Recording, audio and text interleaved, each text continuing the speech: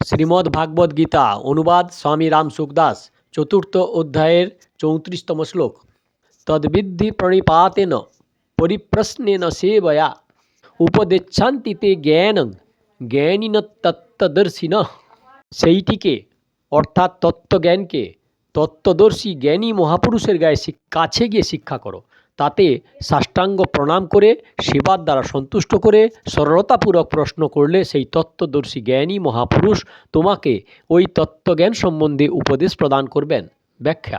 তদ্বিদ্ধি, অর্জুন আগে বলেছিলেন যে যুদ্ধে আত্মীয় স্বজনের হত্যা করা আমি কোনো কল্যাণ দেখছি না। এই আততায়ীদের মারলে তো পাপই হবে। যুদ্ধ করার থেকে আমি ভিক্ষা করে জীবন নির্বাহ করাকে শ্রেষ্ঠ মনে করি। এইরূপে অর্জুন যুদ্ধরূপ কর্তব্যকর্মকে পরিত্যাগ করা শ্রেষ্ঠ বলে মনে করতেন। কিন্তু ভগবানের মত অনুসরণে জ্ঞান প্রাপ্তির জন্য কর্মত্যাগ করার প্রয়োজন নেই। তাই ভগবান যেন এখানে অর্জুনকে বলেছেন যে তুমি যদি কর্মকে স্বরূপত পরিত্যাগ করে জ্ঞান প্রাপ্ত করাকেই শ্রেষ্ঠ বলে মনে করো, তাহলে তুমি কোনো তত্ত্বজ্ঞানী জ্ঞানী মহাপুরুষের নিকট গিয়ে বিধিপূর্বক জ্ঞান লাভ করো। এইরূপ উপদেশ আমি তোমাকে দেব না। প্রকৃতপক্ষে ভগবানের অভিপ্রায় ছিল না অর্জুনকে কোনো জ্ঞানী মহাপুরুষের কাছে পাঠাবার। এটা শুধু তাকে সতর্ক করার জন্য বলা। যেমন কোনো মহাপুরুষ কোনো ব্যক্তিকে তার কল্যাণের কথা বললে যদি শ্রদ্ধার অভাব থাকায় সেটি তার পছন্দ না হয়, তখন সেই মহাপুরুষ তাকে বলে দেন যে তুমি অন্য কারোর কাছে গিয়ে তোমার কল্যাণের পথ জিজ্ঞাসা করো।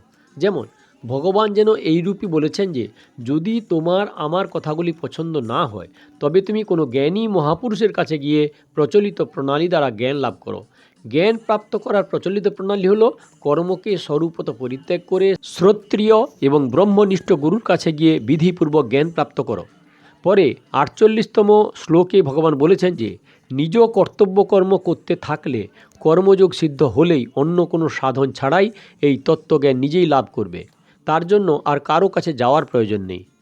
প্রণিপাতেন, জ্ঞান লাভের জন্য গুরুর কাছে গিয়ে তাকে সাষ্টাঙ্গে প্রণাম করবে, অর্থাৎ গুরুর কাছে ছোট হয়ে থাকবে। নীচবত সেবেত সদ্গুরুম, যাতে তার শরীর দ্বারা গুরুর কোনো প্রকার অনাদর অবহেলা না হয়। বিনম্রভাবে সারল্যের সঙ্গে জিজ্ঞাসুর ভাব নিয়ে তার কাছ থেকে তাকে সেবা করতে হয়। নিজেকে তার কাছে সমর্পণ করবে, তার অধীনস্থ হয়ে থাকবে। শরীর এবং বস্তু ইত্যাদি সবই তাকে সমর্পণ করবে।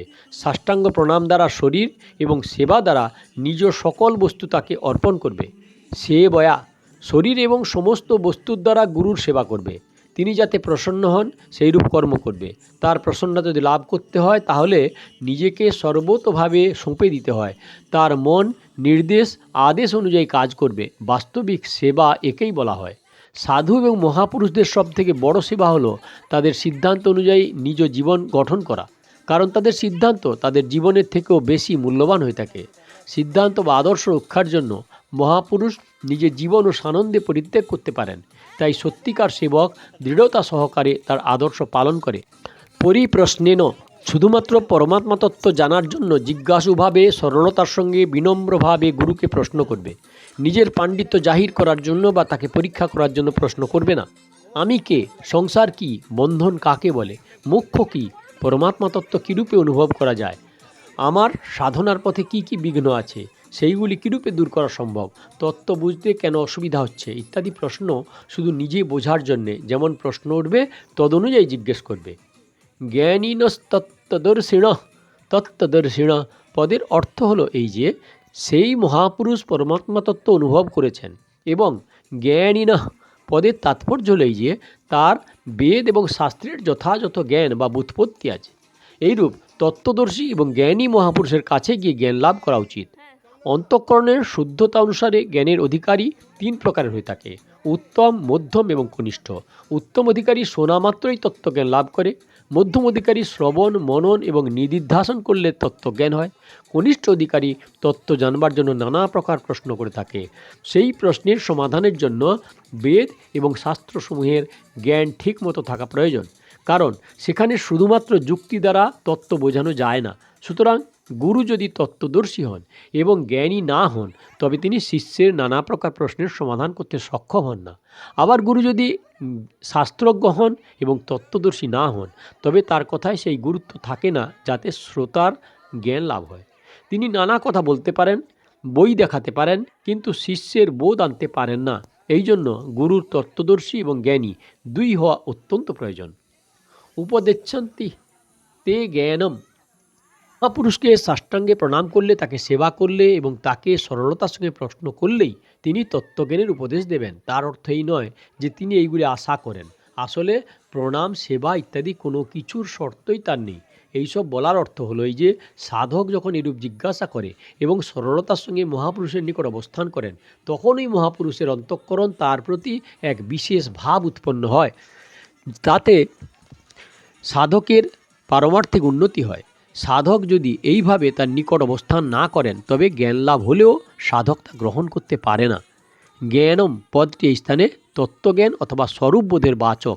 প্রকৃতপক্ষে স্বরূপের জ্ঞান হয় না, জ্ঞান হয় জগৎ সংসারের।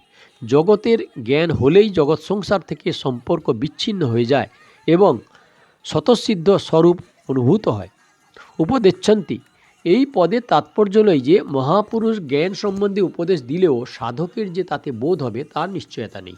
পরবর্তী 39তম শ্লোকে ভগবান বলেছেন যে শ্রদ্ধাবান ব্যক্তি জ্ঞান লাভ করেন। শ্রদ্ধাবান লভতে জ্ঞানম, কারণ শ্রদ্ধা হৃদয়ের বস্তু, কিন্তু কপটতাপূর্বকও প্রণাম, সেবা, প্রশ্নাদি করা সম্ভব হয়। তাই এই স্থানে মহাপুরুষ দ্বারা জ্ঞানের উপদেশ, সেবার কথা বলা হয়েছে এবং 39তম শ্লোকে বলা হয়েছে যে শ্রদ্ধাবান সাধকই জ্ঞান লাভ করতে সক্ষম। এই হলো শ্লোক নাম্বার 34। দয়া করে সাবস্ক্রাইব করুন, ভালো লাগলে লাইক করুন, শেয়ার করুন, আর পেছনের ভিডিও দেখতে হলে কাকন বাসুতে ক্লিক করে ভিডিও দেখুন, আর আগের ভিডিও দেখতে হলে অপেক্ষা করুন।